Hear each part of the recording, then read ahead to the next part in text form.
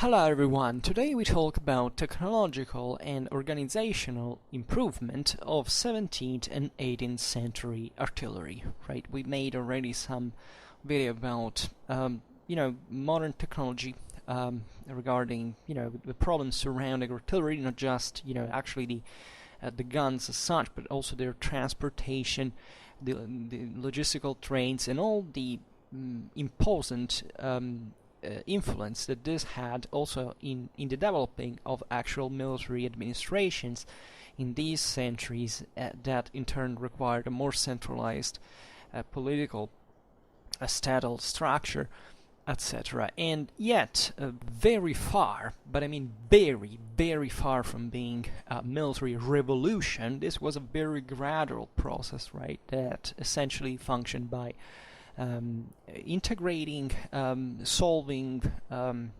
perfecting all those needs that were posed by the war of the time in a military system that was in which naturally firearms had a growing importance, but that weren't by themselves the only aspect of the military transformations of the period. And today we look chiefly at certain construction problems and how also to mount the cannons on the field, how to transport them actually, and looking also at this broader European dimension, passing through Sweden, the Netherlands, Britain, Germany, Piedmont, so all showing several examples that demonstrate how Western warfare of the time was very an intercontinental dynamic, because aside from the sad and most relevant side of the story, that is the Europeans basically killed each other on a regular basis all the time, there was also a quite extensive intercultural dialogue and communication and studying. Think about all the scientific improvements that stood also behind in these two centuries, in fact, of great scientific, philosophical, political development and experimentation. A true ferment, right, that was reflected in every aspect of society, including the military one. So let's say that between essentially the end of the 17th and the first years of the 18th century, the standardization of artillery increased consistently. So artillery, siege artillery, shot by this point already something between 36 and 60 pounds projectiles, right? The field artillery instead shot balls between 3 and 24 pounders. So the two major inconveniences at that point in artillery derived from the fact that these were still too cumbersome, right? They required this massive employment of men and means for the transportation and also for the maintenance of the pieces. And all these created a series of malfunctions from a strictly military point of view.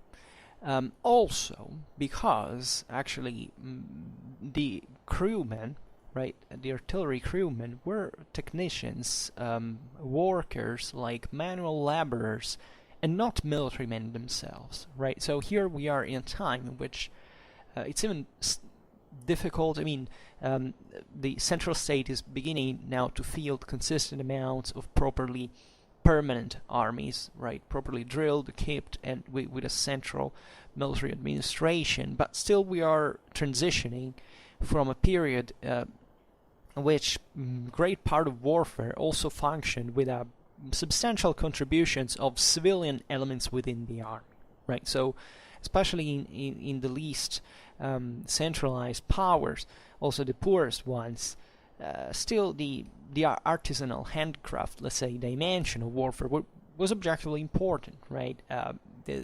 Europe also largely differed in this regard. I mean, the France of Louis XIV or the Britain of Marlborough are definitely something very different from, I don't know, look at Russia or other areas that were still quite slowly transitioning from what you can stereotypically see essentially a continuity with the Middle Ages, right? And there is nothing really wrong in it. And actually, these systems were more, let's say, symmetric than they seemed, in the sense that there were different, resources that could be committed, if still effectively, but warfare was showing increasingly more evidently this path towards modernization that was starting to make really a substantial difference on the battlefield, right?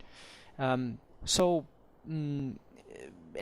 at this time, this stage, still very few commanders, very few leaders and military organizers realized the importance of, first of all, uniforming and the military administration, adding skilled personnel that could be framed within the military ranks proper, right? This was not much a matter of, they hadn't thought of it, they had to theorize that. The problem was money, right? Always bear this in mind, that as soon as you are enough organized, you in all times in history, you have a professional permanent army, right? It's not a matter of being backwards or not knowing how it works. The problem is that in order to achieve this stuff, you need a freaking lot of money that the communities of your realm are not necessarily going to give you. And we look at even naturally the genius of single commanders has an impact here in reforming. For example, it's apparently only Marlborough at this time that seemed to evaluate in the correct dimension this necessity of connecting more rationally, also from a sheer logistical organizational point of view, the army and the artillery as such, right? This passage is very important, and there's not to be surprised that the thing emerges here from Marlborough and early 18th century England, because that was a moment in which essentially the English had managed to invest an enormous amount of resources. The Parliament had agreed to, finance its own wars, right? The big deal, if you look at how much was the ship money that Charles I had demanded to the English communities, was ridiculous. Was like even, I think, 1/20th of what now the English were spending for their warfare. The only difference is that now it was the Parliament that had fundamentally taken over. And financing this enormous amount of it, which is the birth of the, with a continuous line of the British Army that during the 18th century would even build the empire, and so on. But this thing naturally starts happening a bit, in all the most advanced powers. And in the meanwhile, this was true since several decades now, the employment of cannons was going to be ever more tactically flexible, right? This is a strictly technological problem. Also logistical, but chiefly also in realizing it's also economical. It has to do also with the assets that you have at home. For example, the English assigned a modest artillery unit, which is a pair of light cannons, to every infantry regiment, right? So that they could allow to the regiment an indispensable minimal amount of cover fire, right? And this was a measure that was quite soon imitated by the Imperials in Germany, by the Dutch, right? And in the meanwhile, in 1673, Menno van Coehoorn invented the mortar, right? Also relatively to the artillery, the experience of Gustavus Adolphus of Sweden was, of impressive relevance. As you know, the Swedish army pioneered in the mid-17th century this great modernization, standardization, and of the armies to court, right?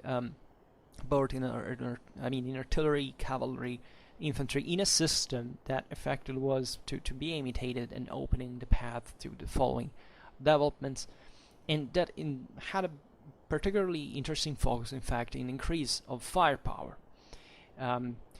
Gustavus dedicated himself without rest to solve basically what was the major problem, right? From a tactical point of view, it was properly the immobility on the field. That was a great deal, not just on the field, on a strategical level, but chiefly trying to render more dynamic battle formations, more flexible and more powerful, more aggressive too. And the answer was provided by the discovery that the cannon range was not necessarily tied to the length of the bore, right? I mean, it's a physical principle. It is true, but the longer the barrel is actually, and the longer it shoots. But the point is that there are other factors in how the barrel is fabricated, and in the loads, in lots of other aspects, and a lot of there is a lot of attention now towards the various components that also build up. There is all an industry that is developing around the perfectionment, the compression. There are studies on gases, on how effectively the pressure, the explosions work, right? So it's another reason why these technologies didn't develop in other times in history aside from firearms, but how, let's say, how other technologies couldn't find an adequate application because there weren't all this componentistic that rendered possible the employment of certain technologies, right? And it's only Europe at the time that allows that. Sweden, in those years, was making a fortune with its important iron basins that were also particularly rich, already in carbon by a certain standard, so that were easier to work. It starts this huge exports, especially during the 30 Years' War, that managed to make Sweden rich to become, a consistent power, eventually a pretty large one, even at the end of the 17th century, with the best army at the time, and owing much of this, even technological improvements adopted, bent to tactics by Gustavus Adolphus, because they had the money to do it. So once again, even in here, always consider the context and how technologies are allowed to be developed or not, right? There were powers at this time that actually invented the actual technologies, but they didn't have enough money to transfer that into an armed force, right? This is very important. We'll see it later, especially with the horizontal boring machine.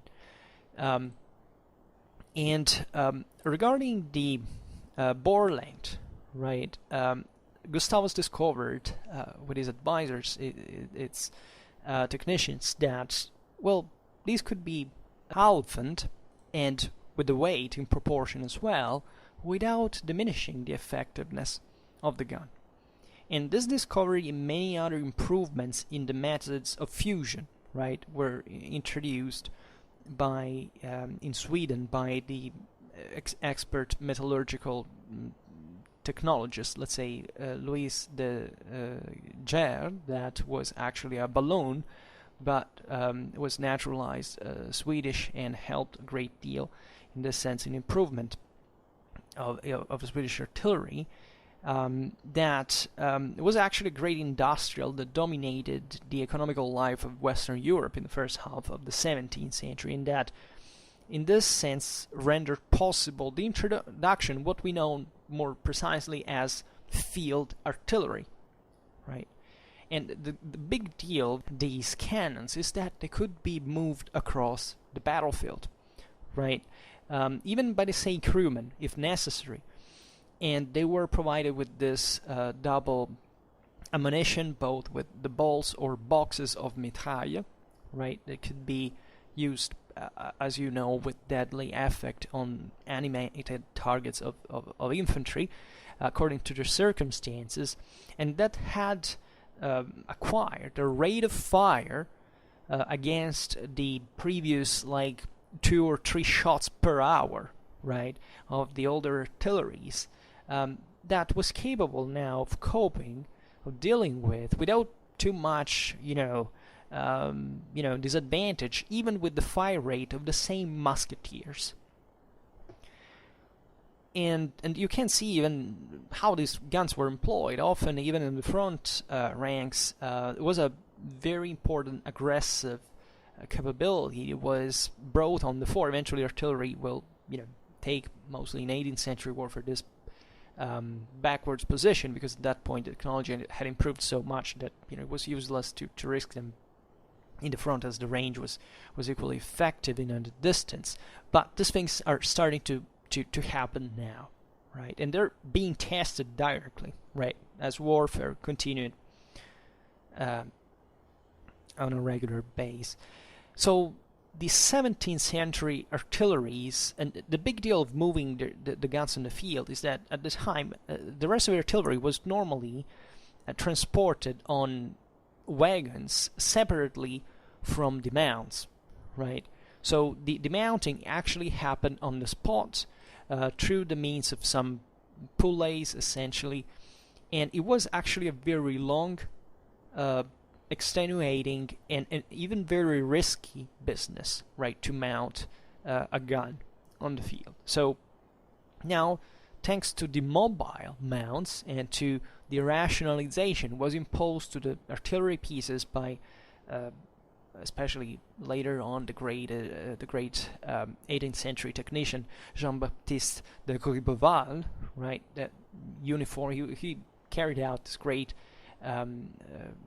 reform. This invented his new system. We'll see maybe now.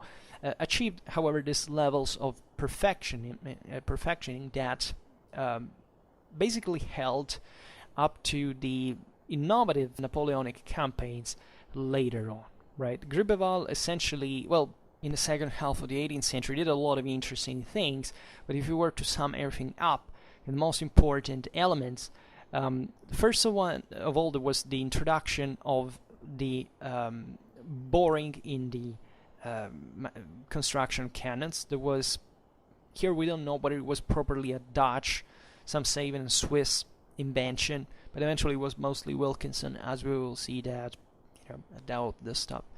And perfectioned it, which increased the precision and the lightness of the artillery, which meant that, just to make it concrete, it took only 6 horsers rather than 12 in order to maneuver a 12-pounders, right? And they could also use smaller charges, right? So sparing a lot of gunpowder as well. There was all a technical. It seems something fundamentally simple, but even when they invented that every cartridge was to be, manufactured in the same way, well, that conferred a certain homogeneity to firepower. It favored coordination. I mean, it really passed through all these. Well, with Gribeval, we're at an advanced stage, but even if you look at, Gustavus Adolphus infantry during the 30 Years' War, I mean, those were small things that were, available because finally they had enough resources to invest on the administration of those things, accompanied naturally by all new tactical intuitions that now we don't discuss, because today we talk only about artillery, but that was particularly important. Then Gribeval also introduced the screw for the elevation of the gun, the gradated sight for taking the aim. These last two innovations were the most important, effectively, because the fire was much more precise, and it eventually was substituted during the French Revolution by the system of the year 11. It was already more perfectioned, and the first batteries, thus organized, entered in service in 1805. But we're in another age in many ways. But if it hadn't been for Gribeval, we would have never had Napoleon, basically, because his skill in artillery all came from that specific product of French military culture that Gribeval had pioneered, right? And this all goes on in a continuous evolution of technology in that direction. So also the fusion of artillery maintained itself for a long time to the older system of the three coordinated forms of clay, right? Which is essentially the external of the cannon, the breech, and the bore. So after basically cooking the forms and placing them in a pit, they poured in this molten metal. Then, not differently from what like it happened with statues or bells, like it was the same technology in many ways. These forms were broken, and the product was refined with a file. In this way, for every cannon was necessary to predispose a fusion stamp that would have been used then only once, right? And therefore it was practically impossible to produce equal guns, with the result, among the other things, that the available projectiles had to be adapted to the various calibers, always in a rather approximate way. This is a great deal for ballistics, because naturally there was no scientificity, no homogeneity, uniformation in the type of fire itself, and which meant that that this could cause damages, even breakdowns, because as you know, in the early modern age, cannons were very, very also dangerous to use, like they could explode. But also they rendered artillery in itself on the field less reliable for the commander, because they could know more or less how many and which pieces they had, they maybe knew, but if you have to rely on this a concerted tactical engagement, like having to calibrate it on all these various differences, was a big deal. And the same went in parallel for the rest of the army, right, with different units, different weapons, and this had been the main deal. So fusing a cannon was definitely still a handcraft work, right? It was a work of art, but the more properly technological side of the story remained, under this point of view, very, very unsatisfactory, right? And was given a finish touch inside the bore eventually. And only towards the 20s of the 18th century in Germany, and roughly 25 years later in the Netherlands, they managed to fuse a cannon in a single casting, right? So by obtaining a full block that eventually, through perforation, the bore was dug. And the system was perfection eventually only in England, with the horizontal boring machine invented in 1775, famously by John Wilkinson, and that in fact is known as Wilkinson's borer. And further specific progress was obtained also often thanks to the random, maybe not so random if you think about it, contribution of the professional artillerymen that in practice elaborated certain systems that, albeit empirical, were eventually integrated in more sophisticated technologies and operations that were aimed at reducing this or that fault in order to better this or that side of the gun performance in itself. And there is a very interesting document dated 1769 from the regiment of artillery of Piedmont that says something like this. Let's translate it. So this was a sergeant of the company of so-called bombists of the artillery regiment. I don't know which number actually, but he signs himself sergeant. I don't have it. Sorry, I missed this.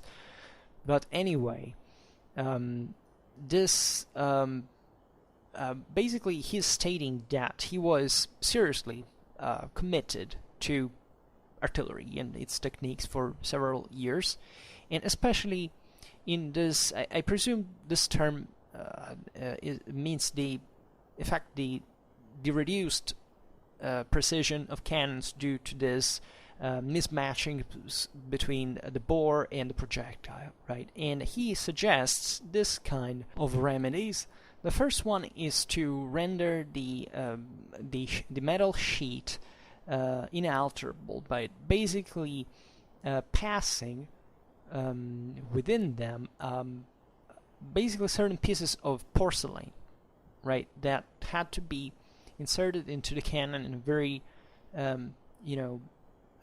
thick way, an adherent way. I have no idea how, right, because the text is not entirely clear, but it's very empirical, and this would have basically this porcelain could have been fixed well inside just with a movable device, a grain, here it's called, and that would have taken actually very unskilled labor in order to perform in a few minutes the time to extract from the cannon and to insert another porcelain piece here. It's not more specific than this. This is fascinating. In the gun, it's fascinating because there is even an empirical knowledge behind this, and that this person knew how to do it, and then eventually had to show how to. In fact, this letter is sent with the participation of the colonel, right, to I think the same Duke of the Duke of Savoy, I think, even though I'm not entirely sure here. Let's read it further.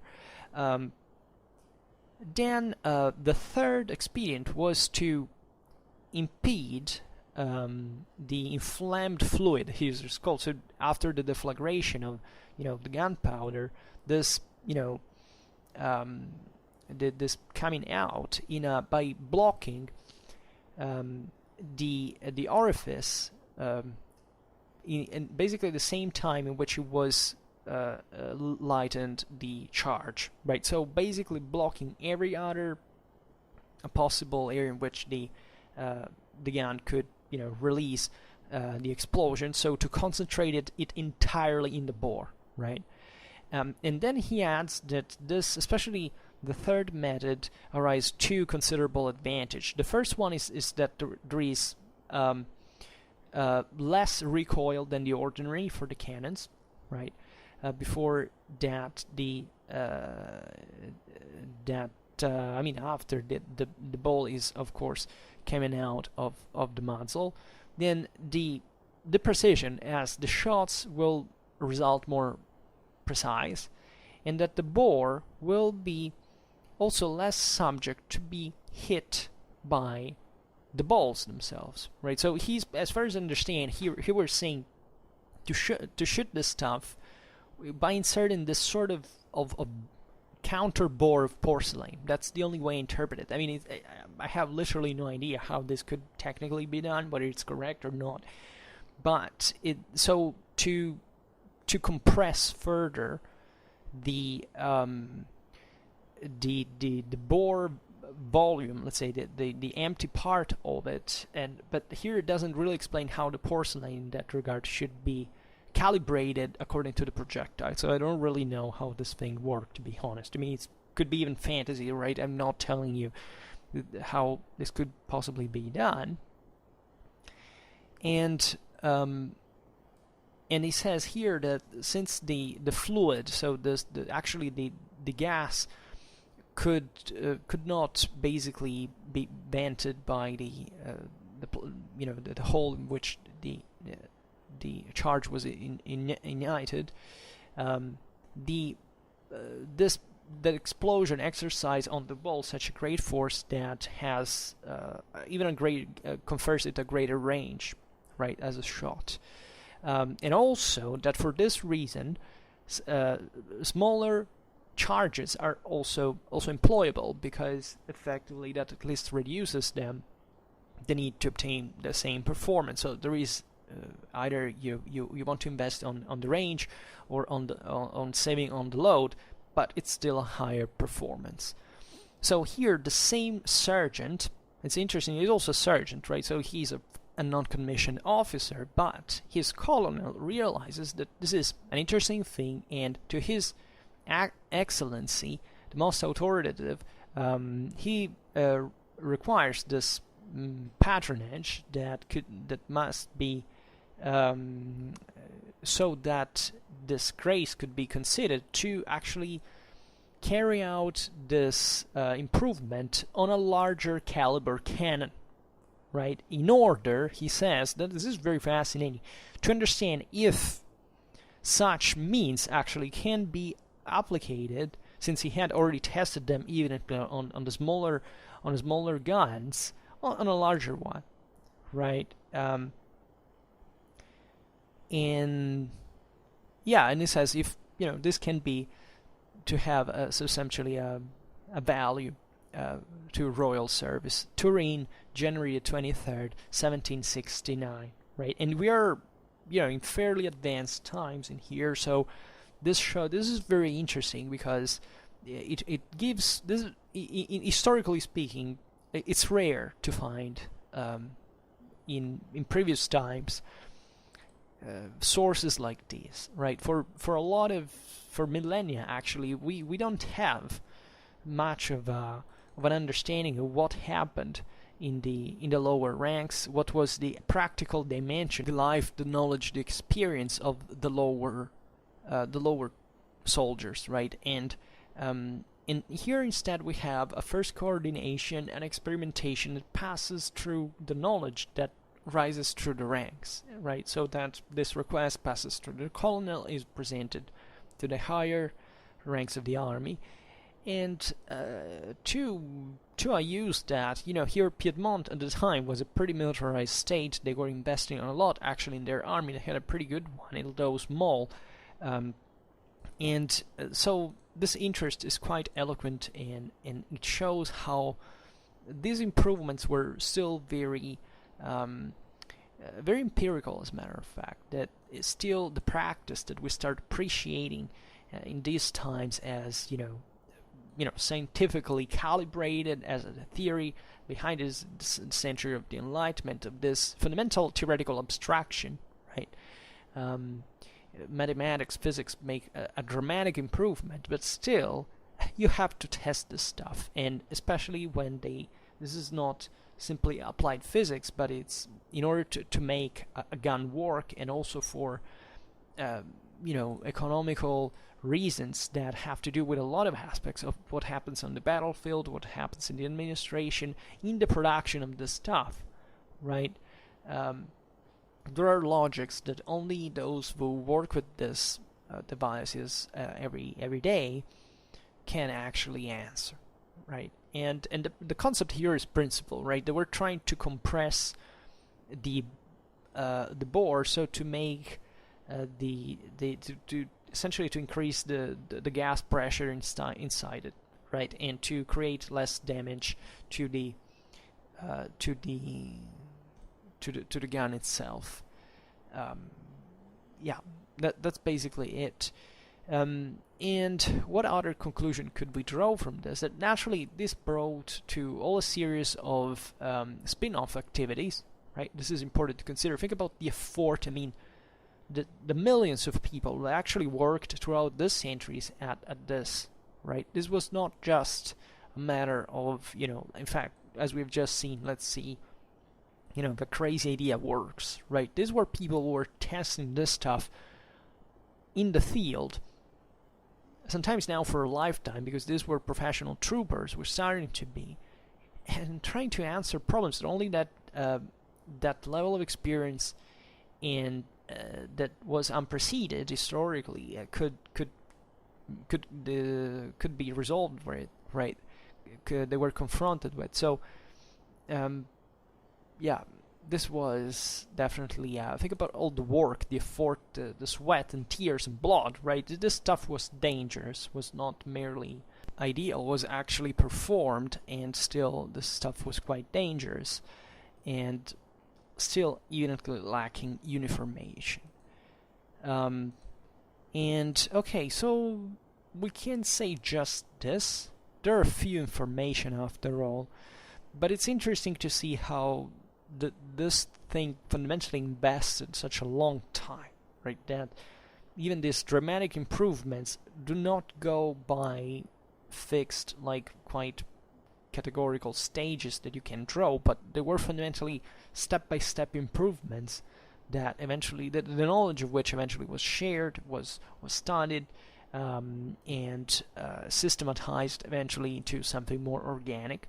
But at the same time, it's always the base that counts. That is, do you have a centralized military administration? Do you have enough resources to invest in this stuff? If you don't, quite likely you will not be on the lead. Not much of the technological invention itself, but in the side of the innovation proper, because you're not gonna have even enough guns or chances to test that, or reasons to test that. In fact, artillery was not the only aspect in here. We tend really to give to technology, especially in the modern age, in the contemporary age, this dramatic edge, but it effectively didn't. Now the military theorists now were evolving some very even purely tactical, strategical ideas that were based not much on what you can count, but how you can dispose of, right? And this is evident because warfare is fundamentally about that. So even these cannons alone, taken out of context, just like Damascus or any other technology was improving importantly at that time, we're still not the decisive factor after all, right?